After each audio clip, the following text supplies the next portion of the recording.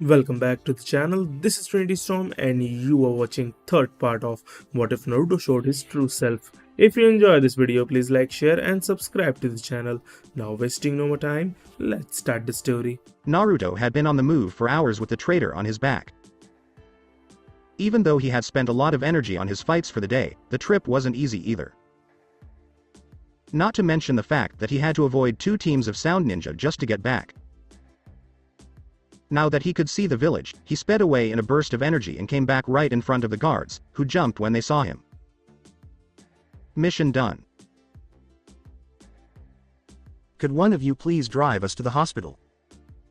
As Naruto fell to the ground with a Uchiha on his back, he asked, "Who are you?" "Go get the Hokage." "I'll take these two to the hospital to get checked out," said one guard as he picked up both boys and ran toward the hospital. Tsunade ran all over the hospital to check on everyone who had just returned from the mission to find the Uchiha. Neji Hyuga and Kiba Inuzuka were hurt very badly, and Choji Akamichi's chakra was very low. Luckily, she was able to stabilize all three just in time for the guard with Naruto and Sasuke to show up. There were two different names called out from the training room. They were Hinata Hyuga's and Sakura Haruno's cries. Tsunade ran to the room and to her relief saw both boys in the hands of the guard. Naruto seemed to be sleeping and was out of chakra. Sasuke, on the other hand, looked more hurt, but it was clear that he would live and get better quickly. "Take these two to two different rooms. There will be two Anbu guards in front of Sasuke Uchiha's room, and he can't have any guests for now." Tsunade yelled as three Anbu soldiers came down. One of them took Naruto to one room, and the other two took Sasuke to a room for hurt prisoners. "Hokage, you can't treat Sasuke that way. He was under Orochimaru's control. If anyone should get in trouble for this, it should be Naruto. He was the one who made Sasuke angry and want to get stronger. Hey, girl, that boy has been said to be mentally unstable for a lot longer than you know. Shut up and sit down," yelled Tsunade as she went back to check on the two patients. The previous Hokage had always known that Sasuke might leave the village to get power to kill his brother. Hinata had already gone in the same direction as Naruto.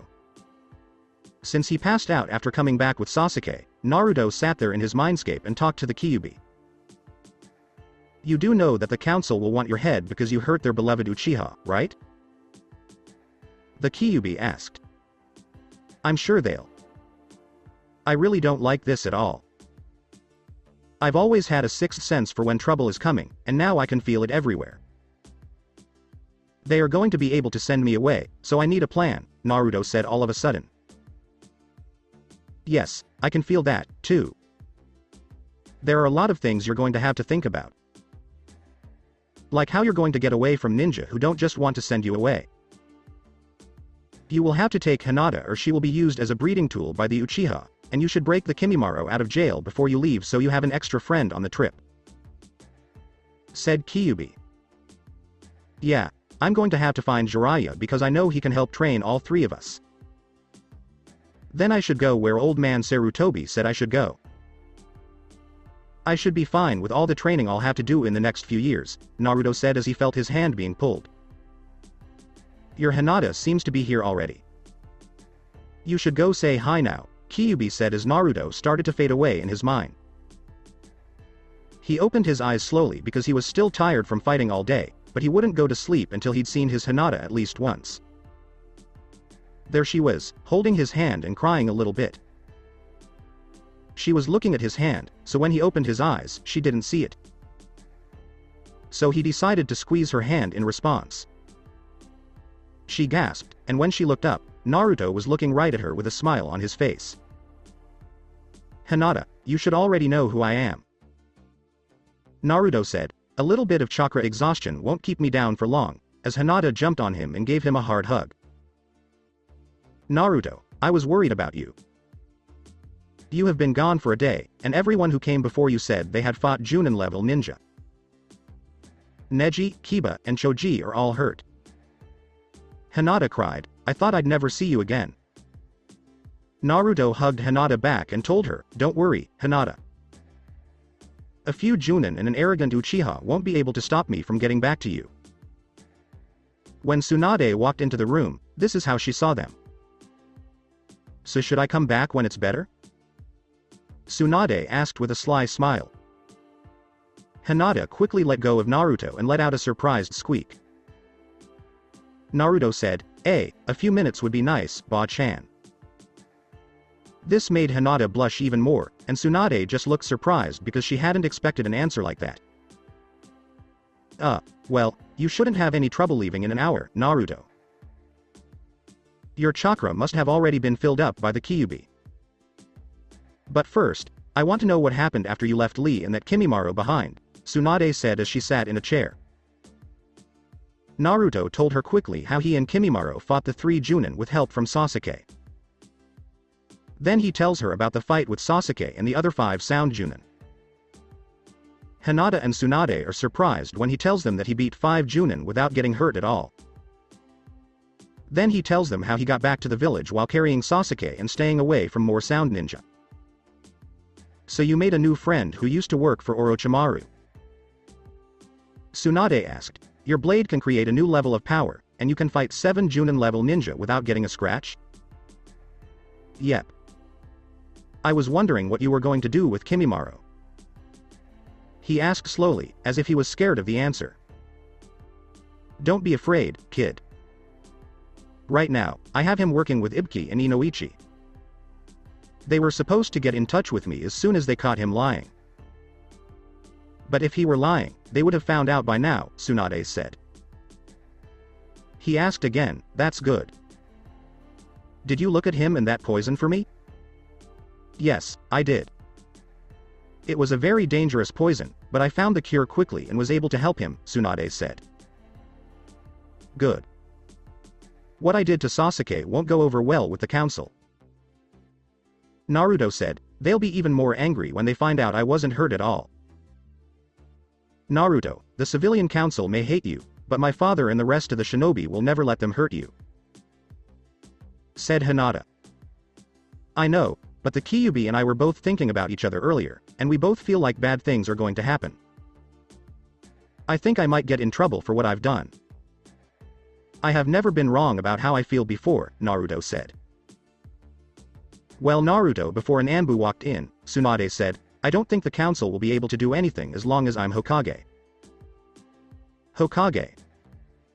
"Sasuke Uchiha has woken up, and the council wants Naruto, Sasuke, and you to come to their meeting." The Anbu yelled. Tsunade asked herself, "Damn, what could they want now of all times?" "They will say that he tried to give up, but I attacked anyway because I don't have any wounds," Naruto said as Hinata gave him another hug. "Well, we have to go, but don't worry, Hinata. Only the Hokage can send him away, and I don't think I'll be doing that anytime soon." As Naruto stood up and followed Tsunade out of the room, Tsunade said. A few minutes later, they showed up in front of the council chambers. Already they could hear the arguing buffoons inside. Then he saw Sasuke again, this time surrounded by 4 Anbu guards. As they walked into the big rooms, they didn't say anything to each other. Everyone stopped yelling at each other right away and looked at the Hokage and the 2 ninja on the floor. Naruto could tell that the ninjas respected him while the regular people looked at him with disgust and anger. Tsunade asked, "Could someone tell me why a meeting was called now when there are ninja at the hospital who need help?" "Hokage, I called this meeting so we could talk about something that happened the day before. I'm talking about the mission to bring back one of our most talented ninjas, of course," said a man with wounds and scars. Every time Naruto saw this man, he felt like he had seen him before, but he didn't know why. "What you mean is that he was a good ninja with a lot of potential. That was until he left the village to help one of the traitors we hated the most. Sasuke Uchiha will never be a ninja again. I'm calling Jiraiya back to seal off his chakra," Tsunade told the civilian council and Sasuke, which shocked them both. Danzo, on the other hand, just stayed calm.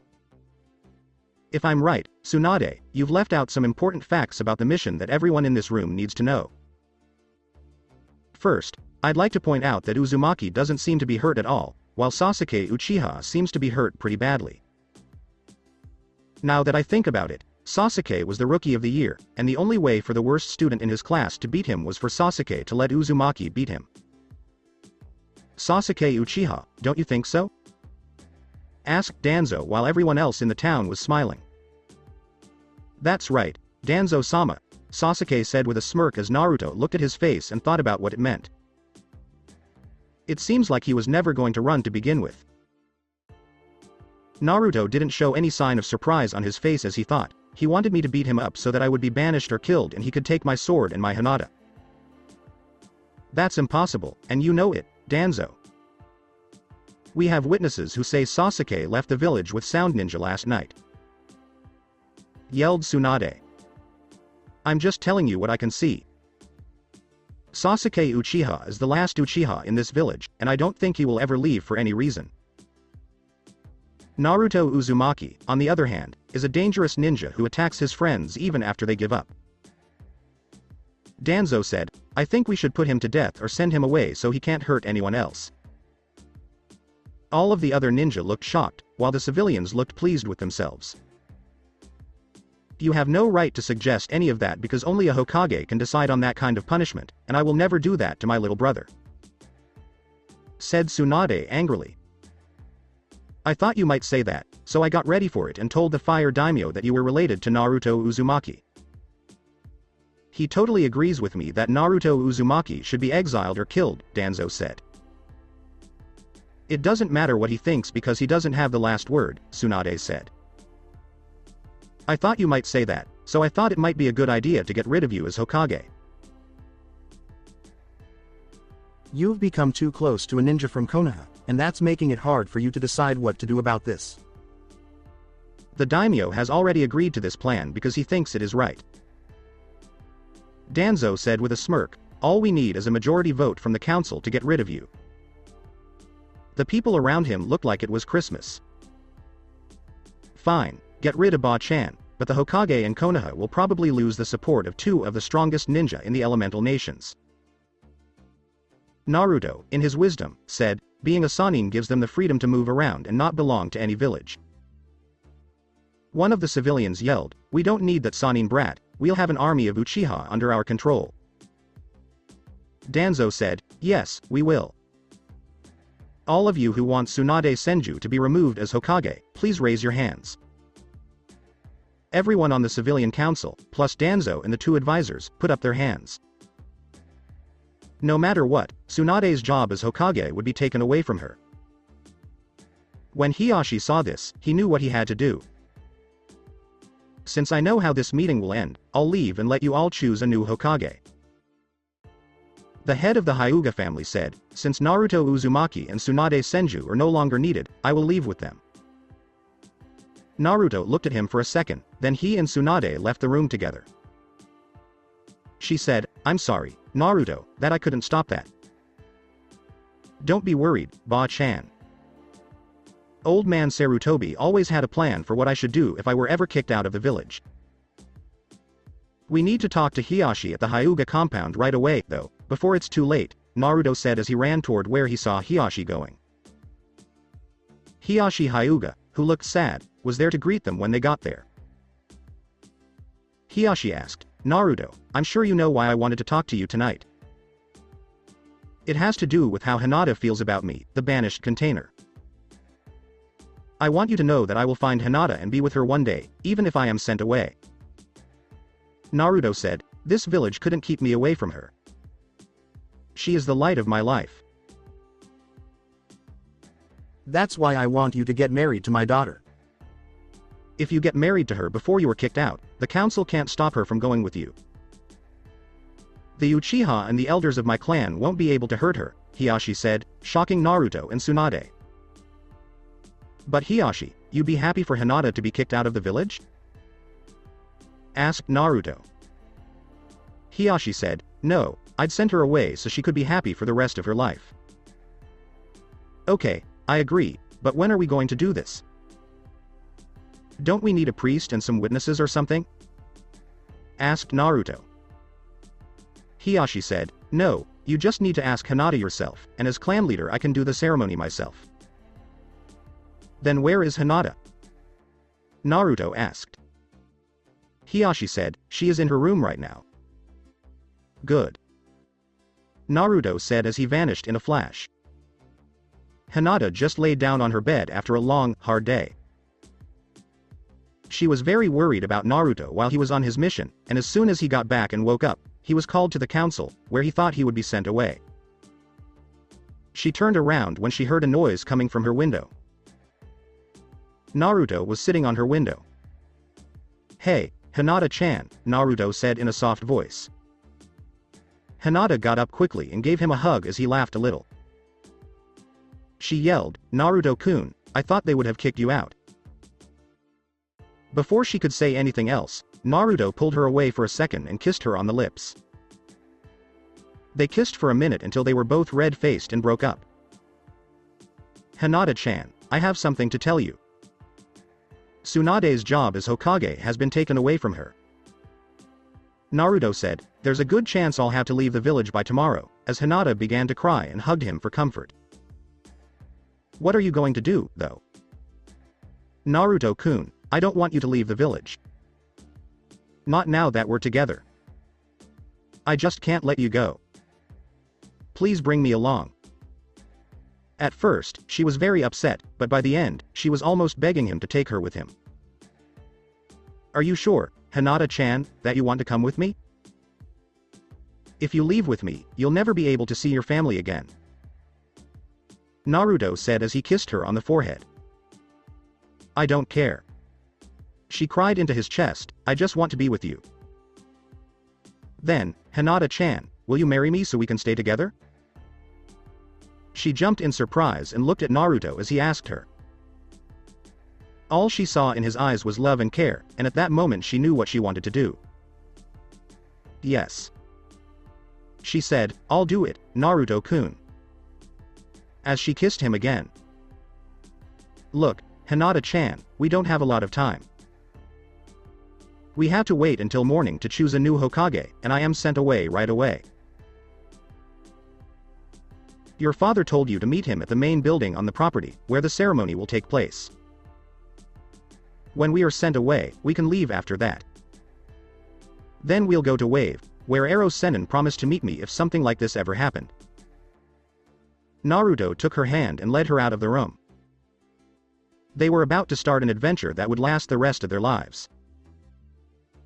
Now, I don't really want to write a whole wedding scene right now, so I'm going to skip ahead to when Naruto is being punished for what he did to Sasuke Uchiha. This happens the next day at 2. Naruto Uzumaki, you attacked Sasuke Uchiha in the Valley of the End.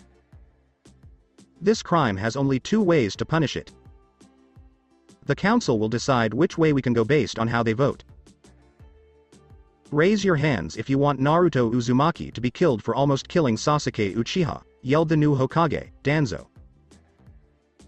All of the civilians, the advisors, and Danzo himself quickly raised their hands. Naruto was lucky because 2/3 of the people in the room had to agree with the execution for it to happen. Naruto smiled as he looked at the other shinobi in the room. Then he turned and looked at the fire daimyo, who was probably the most important person in the room. He had come to watch the proceedings and make sure that everything was done fairly.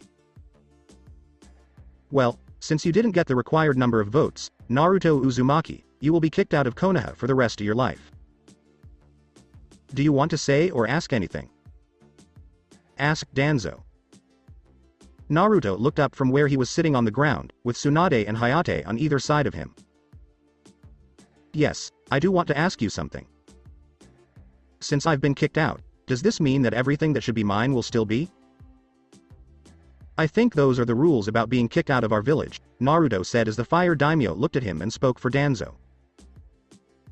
Yes, that's right Uzumaki, if you have an inheritance or something else that belongs to you, you can take it with you. Also, if you're engaged to someone, they can come with you if they want, the daimyo said. One of the counselors said, that would apply to him if he had any inheritance to begin with or if he was going to get married. This made Naruto laugh hard. Ha ha ha, you council members are so sad. I can't believe that no one could actually put me in touch with him, haha. Yes, I do have an inheritance. Old man Sarutobi told me about it 6 years ago, and Ero Sennin confirmed it. Not to mention that I'm married to a beautiful girl that I love very much. Naruto laughed, which surprised everyone in the room. What? Danzo was angry and asked, "Who is your father and who did you marry? Why wasn't I told about this?" Well, I'll try to answer your questions in the order you asked them. So, my dad's name was Minato Namikaze, but he was also known as the Yellow Flash or the 4th Hokage. Second, I married Hinata Hyuga last night before you were sworn in, so all I needed was permission from the head of the Hyuga clan, Naruto said, shocking everyone in the room, especially the Fire Daimyo, who was good friends with Minato. Lie. One of the people shouted, "You are not the son of our 4th Hokage demon." No. Minato Namikaze is my father.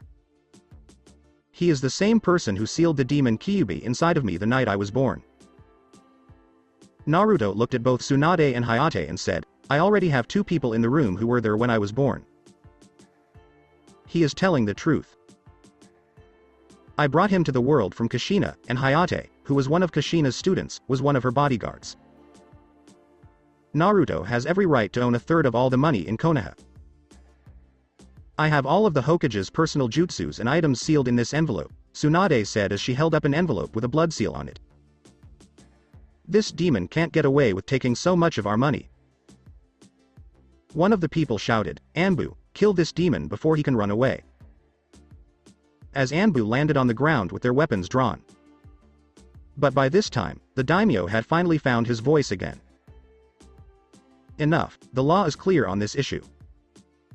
This boy will get his inheritance and have to leave by the end of the day. As Naruto bowed his head, the daimyo yelled at him. "Thank you daimyo-sama, I wish we could have met at least once in our lives, but with this order, I don't think that will ever be possible.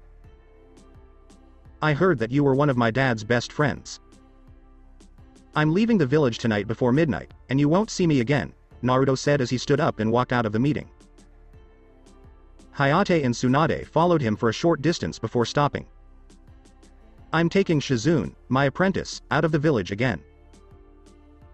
Hayate has been chosen to be Jiraiya's next apprentice, so he will come with me to meet him," she said, even though everyone on the council was against it. "Hokage-sama. We can't let that demon leave the village with the Namikaze clan's money and assets. We're also losing 3 strong shinobi and a clan's heir." An angry council member asked Hiyashi, "How could you let your daughter marry such a disgusting beast?" "I got them married because they love each other and I couldn't stand the thought of them never seeing each other again. The life of my daughter means more to me than anything else." The head of the Hyuga said this. "Nothing bad will happen to them. I made a mistake when I let that boy be sent away. Minato was one of my best friends and helped me out of many dangerous situations." As he left with his samurai guards, the daimyo said, "I just betrayed him and his son, so if anyone touches them, I will have this village destroyed and a new one destroyed in its place." Damn that damn Tsunade. She could have told me that he was Minato's son, which is something I already knew. Now, we've lost too much to this village. I'll have my root find him and bring him and his whore back here tonight. Danzo thought about this as he got up and left the meeting to go find his root ninja. Tsunade. Jiraiya is right now on the edge of the Land of Wind. He wants you and Hayate to go there as soon as possible and meet him there. Also, thanks for letting me free Kimimaro. I'm sure he'll help me a lot in the future and become a good friend. In 2 years, we'll meet in the village where my mother lives.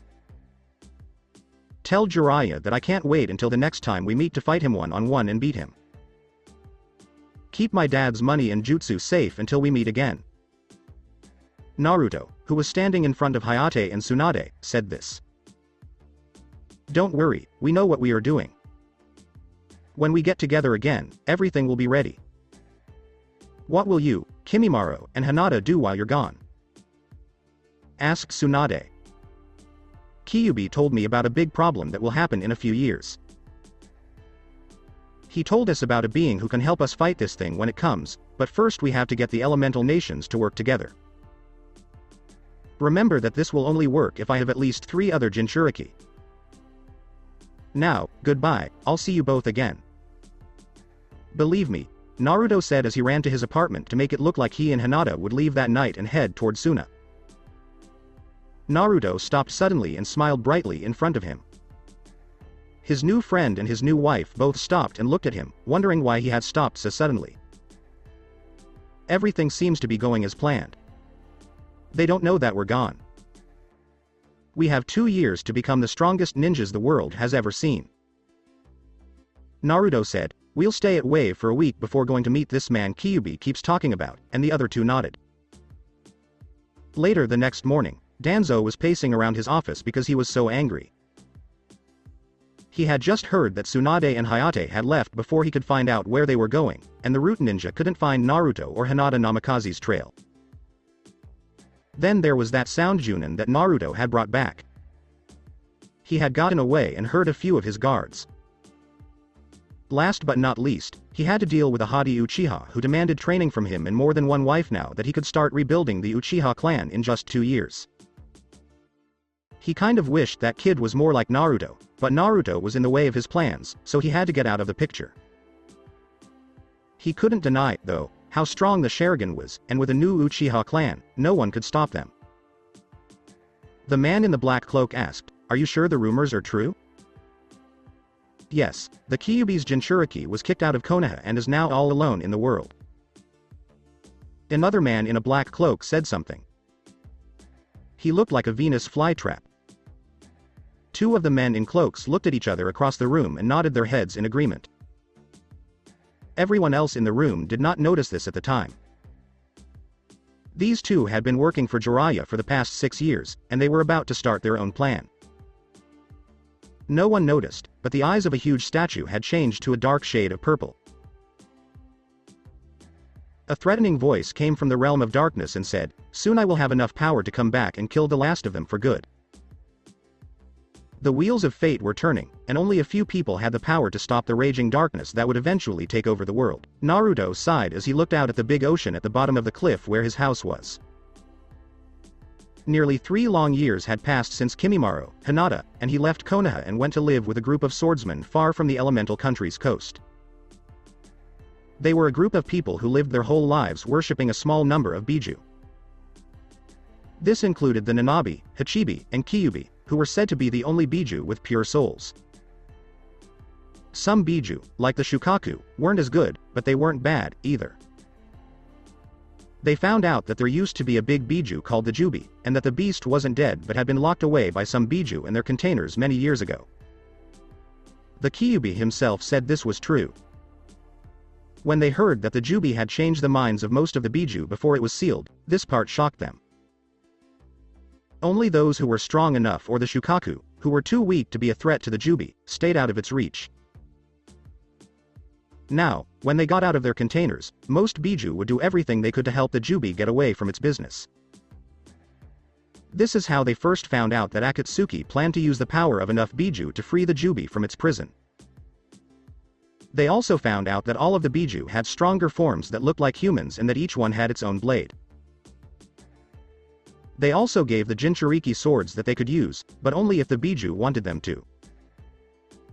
So, the 3 of them lived with this group of people on the island for a total of 2 years. They learned a lot about how to do things from the people. Compared to what I was before, Naruto's power had grown a lot. He was now very close to having the power of a kage. No one could match his skill with wind jutsu, and his fire jutsu was also impressive. Over the past 3 years, Oteri Teru had also changed a lot. Since the blade's power was to take in demonic chakra and turn it into a stronger form of energy, it had changed its appearance.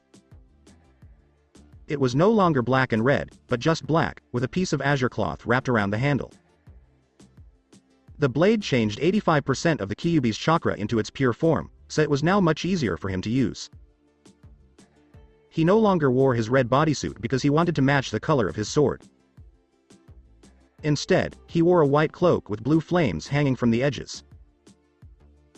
Kimimara's skill with a sword had also improved, and he now carried 2 beautiful katanas with silver blades and what looked like bone handles. He wasn't as strong as Naruto anymore because Naruto seemed to get stronger faster than who knows what. He wasn't as cold as he used to be, but he still didn't show any emotion on his face. He didn't wear his old clothes anymore. Instead, he wore a full-body black suit with armor pads in key places. Hinata probably changed the most in the last 3 years because she became a lot more sure of herself and her skills. She found out that she had a strong affinity for water, almost as strong as Naruto's affinity for wind. Naruto and she used this information to change the Jukin to better suit her needs. Not to mention all the water jutsu she had learned and even made herself. Hinata never used a weapon, even though she got better and had more jutsu, because she thought taijutsu and a special technique she learned while fighting on the island were enough. Since she had become braver, she no longer wore her big jacket. She now wore a purple tactile jacket that fit her well and black ninja pants that were pretty standard for ninjas. She let her hair grow out until it reached her shoulders. Most of the time they spent on the island was spent practicing and learning new skills. You could say that they had become like the power of the Saninai. Hinata had made the most progress because she was still a Junin and the other 2 were already at that level. After 2 long years of training on the island, they went right to where Jiraiya and Tsunade were to meet up with them. Naruto was told to find as many trustworthy ninja as possible and meet them there. When they got to the border between Fire Country and Lightning Country, they were shocked by what they saw. Because there were more than 500 shinobi in the camp. Now, to say that Naruto was shocked would be a huge understatement, because when he saw this, he actually passed out, but he woke up in less than a second. People found out that Jiraiya and Tsunade knew clan members from the lands of Lightning and Water. Lightning had been at war for 2 years, and when Jiraiya told them about Naruto's idea, 3 whole clans ran away from the fighting and decided to follow him.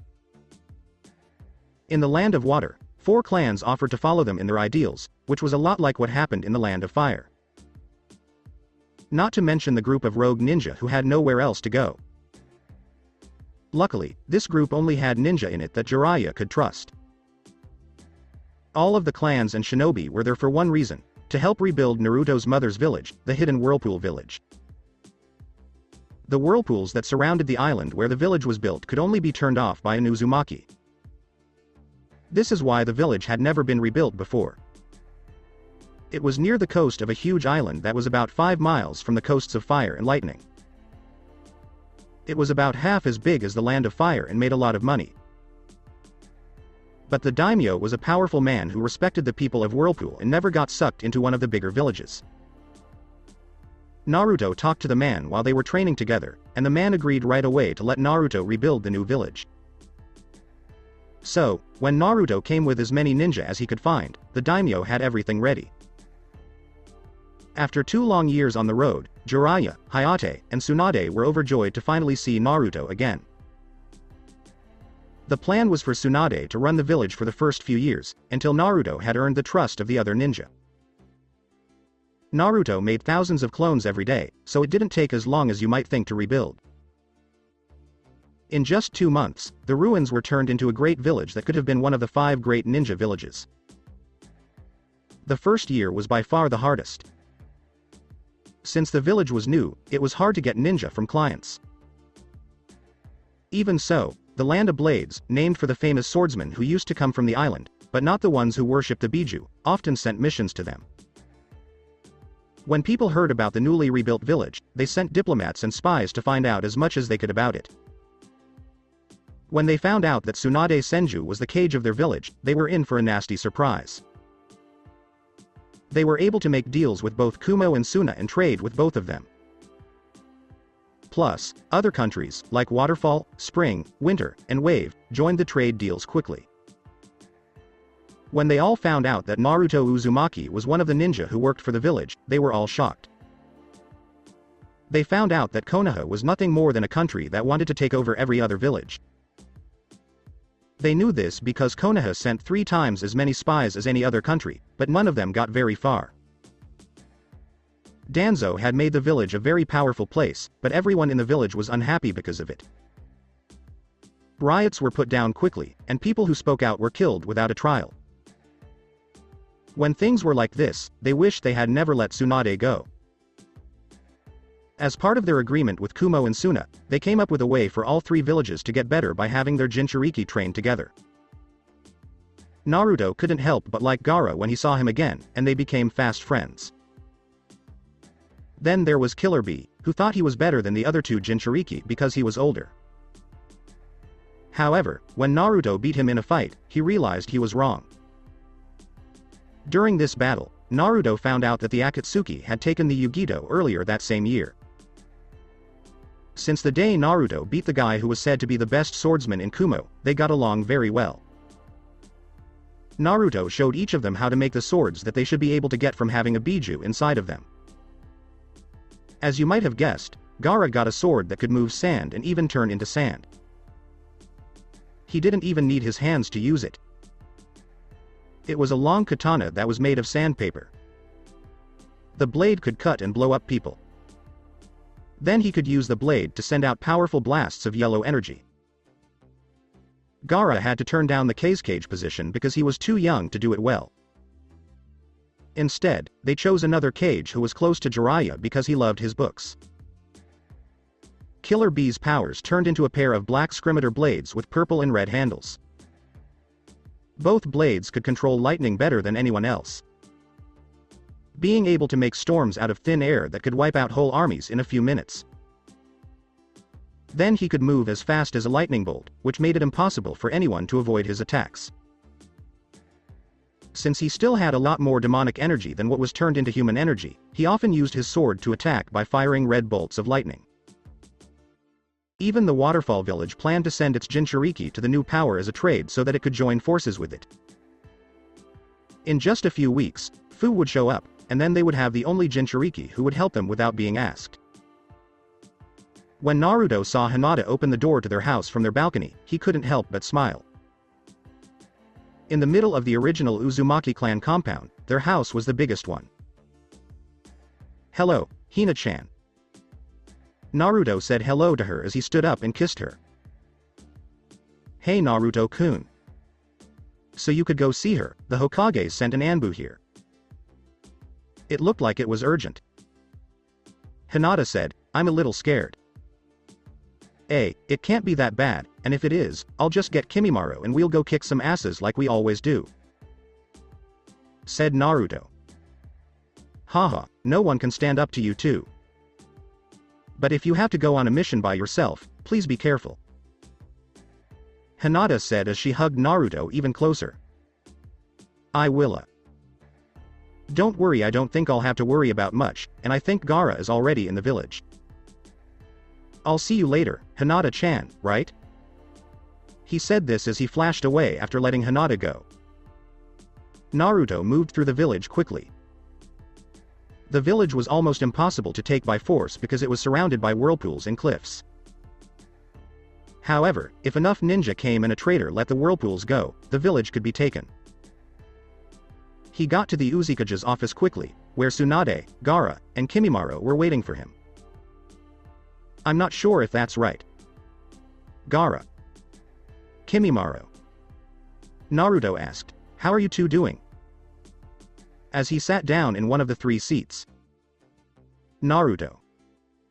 They both answered by shaking their heads yes. Naruto, don't be so loud.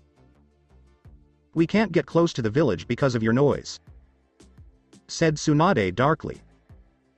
What's up, Ba-chan? Naruto asked in a serious tone. The daimyo has sent word that a few days ago, a whole battle group of their fleet was wiped out. I heard that they were attacked by a huge animal with what looked like 3 huge tails. They said it was coming our way, and given how long ago that was, it could be here any second. Tsunade said this as Naruto now looked really surprised. Is the turtle coming? This could give us a chance to seal up the beast and keep it away from the Akatsuki and bring back the Jubi, said Naruto. Exactly. Jiraiya is already making ready the thing we will use to seal it. We just need you three to get the beast out and hold it while the seal is put on," said Tsunade. "Nice, I've always wanted to face a Biju and see how well I could do. I hope this one takes the shape of its human body so I can finally have a good fight." Naruto yelled as Kimimaro and Gaara smiled at the thought of fighting a beast with tails. They knew that Naruto was the only one who could beat it, but they could help. "So, how long until?" Naruto started, but then they heard a big crash and some explosions coming from the harbor. They looked at the harbor and saw that one of the towers guarding the entrance had been crushed and that one of the ships was on fire. "I guess I should go say hi," Naruto said as he flew away.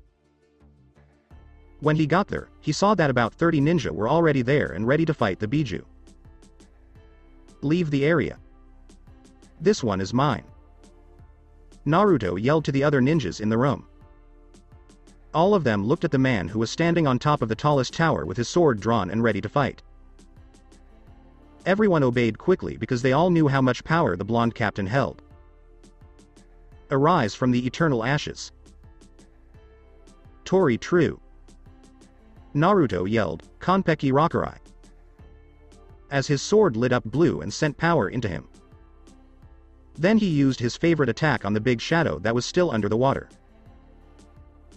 The first release doesn't change the blade or give him any special abilities like the final release does, but it does make him faster, stronger, and able to control wind and launch energy attacks. The white blast with an outline of azure flew into the huge shadow, causing a huge explosion of water. Over the noise of the explosion, you could hear the beast's roar of pain coming from the water. The spray of water stopped quickly, and Naruto could see the huge purple turtle staring right at him from above the water.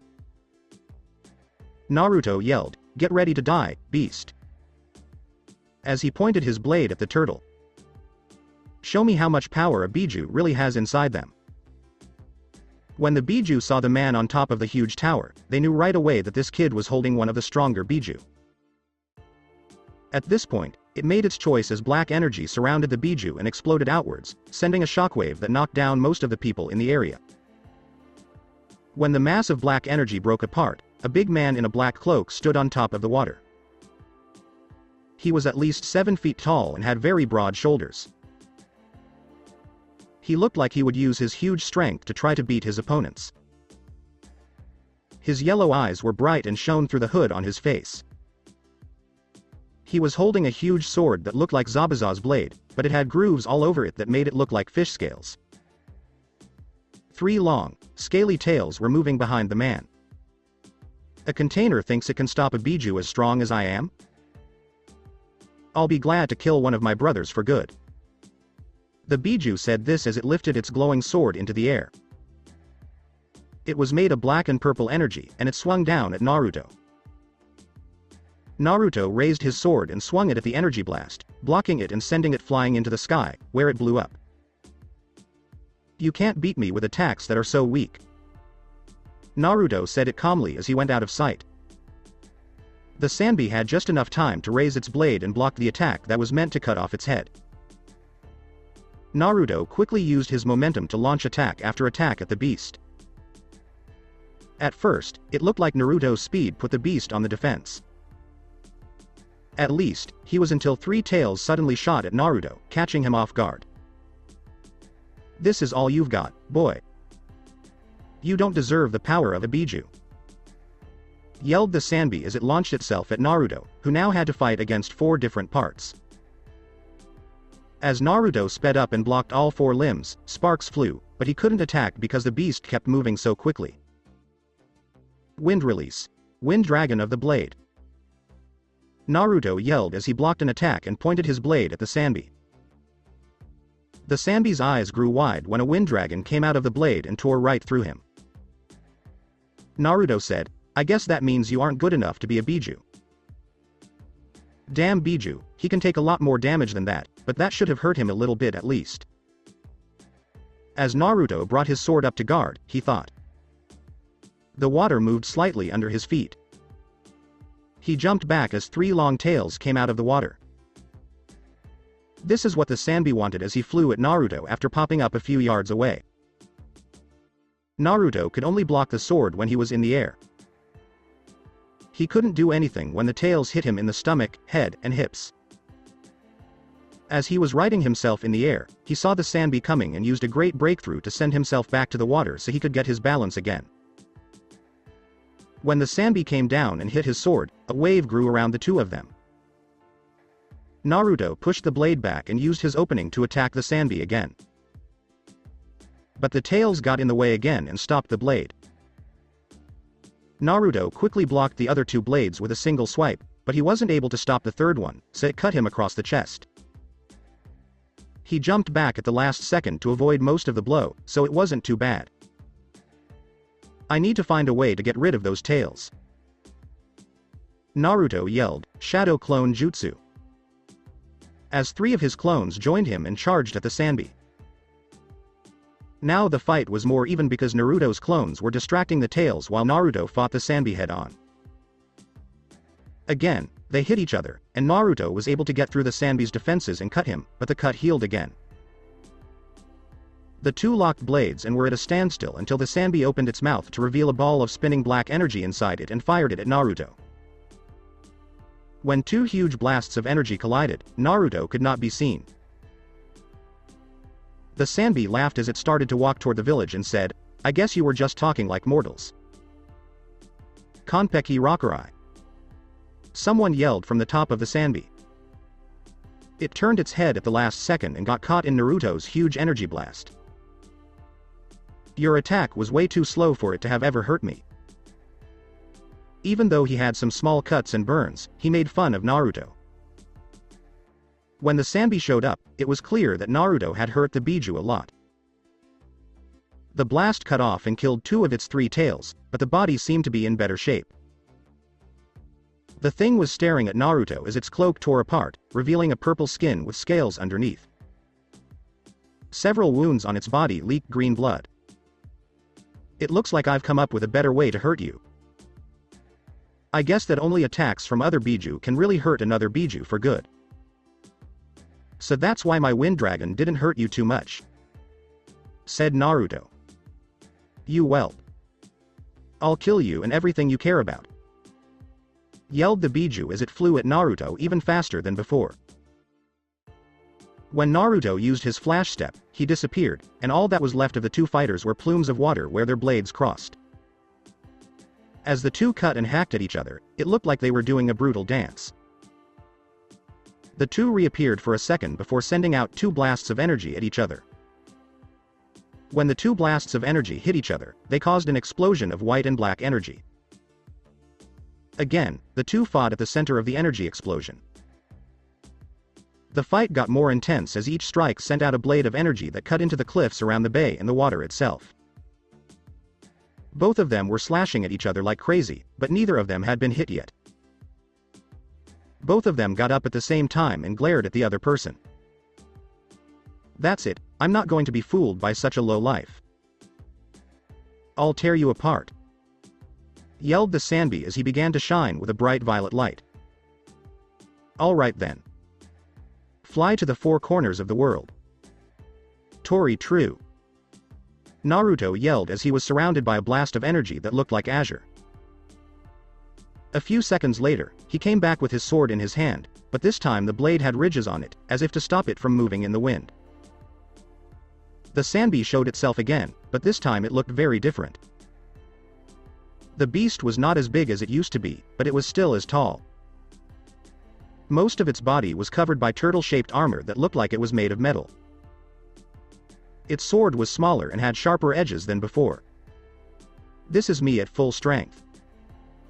You have no chance against a Biju's real power," the Sambi yelled as it flew at Naruto with the goal of taking its head off. But when he tried to cut the head off, the blade went right through Naruto's neck, which surprised him. Naruto only said one word as azure light filled the Sambi's sight. "Fool." The Sambi flew across the bay and crashed into one of the cliffs that surround the bay, breaking up the rocks and sending them into the water. The Sambi exploded out of the water again, but the biggest surprise was that Naruto's attack barely damaged the Sambi's armor. Fool. My skin is the toughest of all the bijus. Your attacks won't even hurt me. Yelled the Sambi as it tried to attack again. The wind just blew Naruto's body away like it was sand. The next thing the Sambi felt was a shift in the air around him, and then he heard a loud clang from his back. He took another swing at Naruto, but to his horror, the sword went right through him. You might be able to protect yourself from all of my attacks, but you can't hurt the air yourself. Naruto said this as he went back into the wind. Then, he felt the air move again above him, and at the last second, he raised his sword to block Naruto's blade. You might be able to turn into the air itself, but you have to change back in order to attack, so give me enough time to block your blade. The Sambi said this as it pushed the attack back. Again, Naruto attacked from behind him, but at the last second, the Sambi blocked the blade with his. Think whatever you want to think. Naruto said this as his body split into 5 separate streams of air that went around the blade and right at the Sambi. All 5 of them couldn't fully cut through the armor and do damage, but the attack did cut the edges, which was a start. I hope you liked my 5 streams attack. When I split myself into 5 streams of wind, I can almost cut through anything. Since I'm only using Biju energy now, you shouldn't be able to get your armor back either. Said Naruto. Again, the Naruto disappeared into the wind and attacked the Sambi, but this time it was even faster. Soon, all of Toritru's stronger blows were making the Sambi's armor look scratched up and weaker. I'll never let you kill me. Give up, you stupid human. Yelled the angry Sambi when it still couldn't kill Naruto or even hit him once. Again, it could feel the blade of its opponent scratching the armor on its back. Let me show you a move that your armor can't stop. Naruto yelled as he showed up 100 yards away from the Sambi. His sword began to glow an azure color, and lightning began to swirl around it. He vanished for a moment, then came back with his sword pointed at the Sambi's heart. Heavenly piercing Konpeki Rokurai. The tip of Toritu sent out a powerful blast of concentrated energy. It went right through the Sambi's armor, came out the back, and went all the way up into the sky, making all the clouds part and swirl around the beam of energy. Since it had never been defeated in a real fight, the only thing that showed on the Sambi's face was shock. It was only locked up because of a trick, but it was still able to get out. But now that it had lost, there was nothing it could do to keep from falling into the water. Kimimaro and Gaara both looked upset because they couldn't even help Naruto fight the Biju because he never asked for help. Hinata and Tsunade watched the battle from the top of one of the cliffs. Hinata could not help but worry about the man she loved as she watched the battle with tears in her eyes and a smile on her face. Tsunade just stood there looking like a proud mother. The ninja on the beach were amazed by the show of strength they had just seen. A ninja from their village was able to fight and kill a Biju by himself. They watched as he picked up the Biju's body, vanished in a flash, and then showed up in a room set up for the ceiling. Naruto yelled, "Hey, Arrow Sennin! I have a gift for you." As he put the body on the ceiling circle. Damn it, Gaki. When are you going to stop calling me that? Yelled Jiraiya. Uma no. Naruto laughed, which made Jiraiya look bad. Fine, don't worry about it. Just help me lock this guy up. Jiraiya said this as he began to put his chakra into a seal on a pot that looked like the one that once held Shukaku. Naruto put chakra into the seal around the Sambi so that it would drain the Sambi's chakra and hold it back if it ever woke up. They put their chakra into the seals for 3 hours straight. When they were done, the Sambi was sealed in a pot and put away in one of the safest places in the whole village, right under the Uzukage Tower. So, do you know why the Sambi chose to attack us? As Jiraiya and Naruto walked back to Naruto's compound, Jiraiya asked, "What happened?" "I have a feeling it has something to do with Yugito and the 2 Iwa Jinchuriki going missing. I think they might only need 1 more Jinchuriki until they have the minimum amount of energy before the Jubi can get away. We have to find Utataki faster than they do. They might also try to break into the village to get the Sambi back. Tell Tsunade that we need Killer Bee here because the Akatsuki might attack again. Siya Ero Senina Hinata-chan is going to kill me. Naruto told them about his punishment as he walked into the house. That Gaki just beat a Biju in a fight, and now he's scared of his Hyuga. That makes me remember why I've never been married. Jiraiya sighed as he went over to talk to her. Hinata hugged and kissed Naruto as soon as he walked into his house. She was crying as she did this. Naruto, why didn't you see me before you fought that thing? When you fought that thing, I was so scared. I was afraid you would die. Hinata cried as Naruto kissed her again and then pulled away for a moment. Nothing will ever keep me from you, Hinata-chan. I want to raise a family with you and get old with you. I promise that one day we will grow old together and live peacefully. Naruto said this, and as soon as he was done, he gave her a passionate kiss. Naruto picked her up, carried her to their room, and kissed her the whole way. To keep that promise, they were in for a very long night. So that's it for today. I hope you guys enjoyed it. Don't forget to like, share and subscribe to the channel for more awesome stories like this. Thank you. See you all in my next video.